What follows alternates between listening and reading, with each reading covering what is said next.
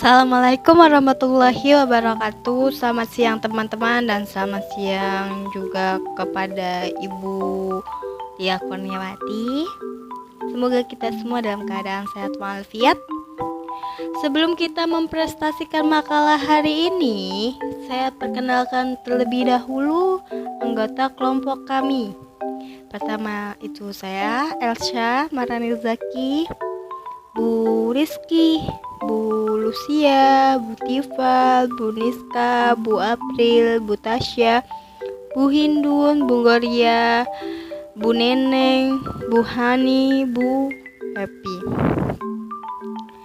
Untuk presentasi pertama saya persilakan kepada Bu Rizky. Ini saya akan menjelaskan pembelajaran Higgs Cube. Model Higgs Cube dikembangkan oleh David Wickert. Beberapa model pembelajaran PAUD yang menggunakan model konstruktivis sebagai acuan adalah Bang-Street atau Lucky Sprague, Michel, Reggio Emilia, Project Approach atau Lillian Case and Sylvia Cat.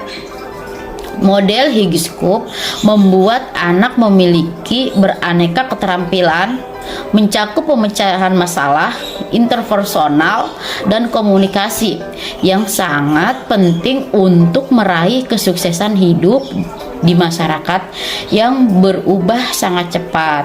Implementasi 5 elemen penting dalam pembelajaran Higgs Cube. Yang pertama, proses belajar aktif.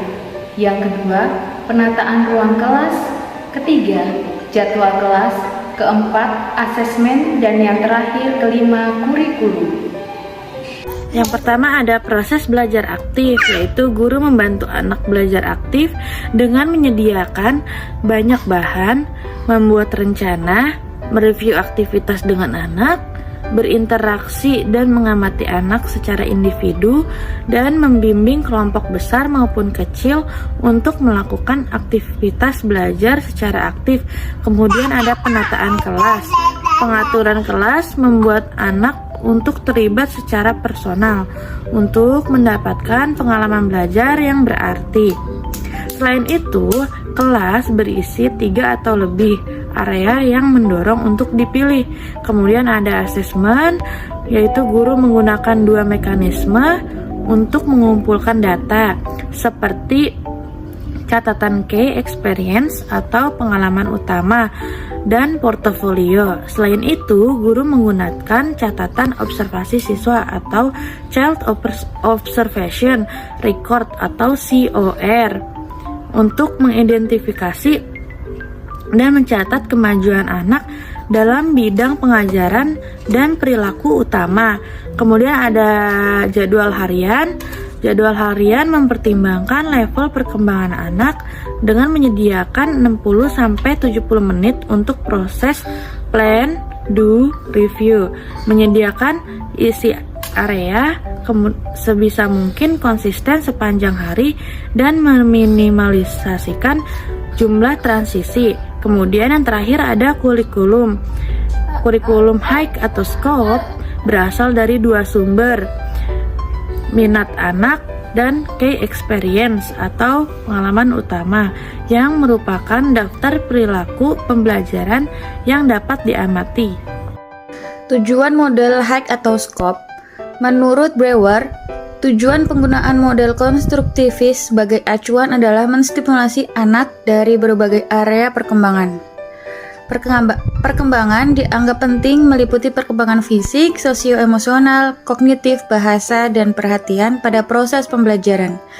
Tujuan program Higgs atau Scope berusaha untuk membuat anak memiliki beraneka keterampilan, mencakup pemecahan masalah, interpersonal, dan komunikasi yang sangat penting untuk meraih kesuksesan hidup di masyarakat yang berubah dengan cepat. Dan itu menurut Morinson tahun 2012. Materi atau tema. Pendekatan pembelajaran adalah dasar yang mempengaruhi bagaimana anak-anak belajar di setiap area pengembangan, meliputi keterlibatan, motivasi, dan partisipasi anak di dalam kelas. Dengan memahami bagaimana untuk mendukung pembangunan, orang dewasa dapat mendorong anak-anak kreativitas, rasa ingin tahu, percaya diri, kemandirian, inisiatif, dan ketekunan karena mereka melaksanakan niat mereka, memecahkan masalah, dan terlibat dalam berbagai pengalaman belajar. Peminatan area bagi anak yaitu 1. Area balok, area drama, area seni, area main, area baca tulis, area pasir air, area tukang kayu, area gerak dan lagu, area komputer, dan area luar ruangan. Prosedur kurikulum harian hike atau skop membuat urutan plan do review dan beberapa elemen tambahan. Urutan plan do review memberi anak kesempatan untuk menyatakan tujuan tentang aktivitas mereka pada saat guru terlibat dalam semua proses pembelajaran mereka. Pertama, planning time atau waktu perencanaan. Jadi guru berbicara dengan anak-anak tentang rencana yang mereka buat sebelum anak-anak melakukannya. Hal ini membantu anak-anak menjelaskan ide-ide mereka dan berpikir tentang bagaimana cara melakukannya. Terima kasih. Special atau pengalaman pertama ini tuh yaitu guru terus mendorong dan mendukung gitu ya kepentingan anak-anak dan keterlibatan dalam aktivitas yang terjadi dalam lingkungan yang terorganisir gitu, dapat memperluas dan menguatkan kemampuan darurat anak-anak. Jadi tuh anak-anak tuh menghasilkan banyak pengalaman ini sendiri ya. Terus yang pada saatnya lainnya memerlukan bimbingan guru. Itu sih ya dari saya. 5 proses yang mendukung kegiatan harian dan kontribusinya dalam keberhasilannya. Yang nomor 3 ini ada work time atau waktu tugas. Waktu tugas ini merupakan bagian dari urutan plan do review. Biasanya merupakan waktu terlama dalam kegiatan sehari. Peran guru dalam waktu tugas ini adalah mengamati bagaimana anak mendapatkan informasi, berinteraksi dengan teman, dan menyelesaikan masalahnya.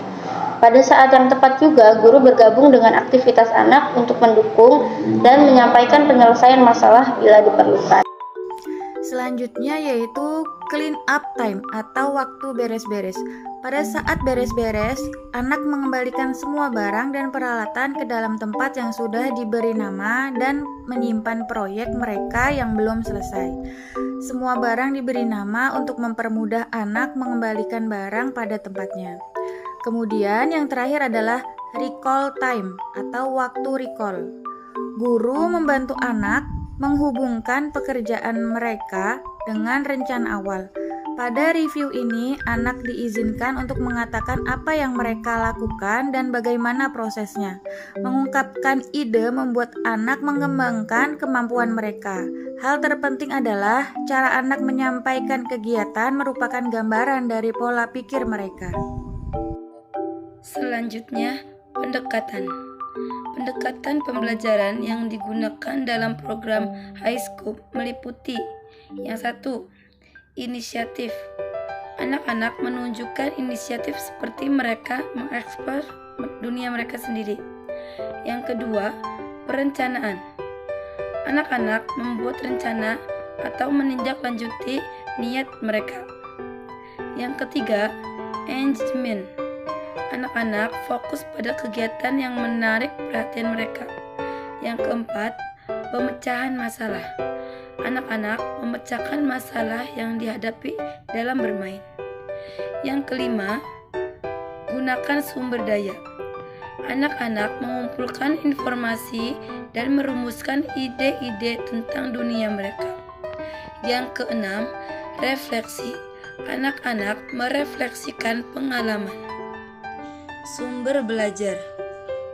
Guru dalam pelaksanaan model HighScope mengakui bahwa item bermain anak-anak adalah sumber pembelajaran.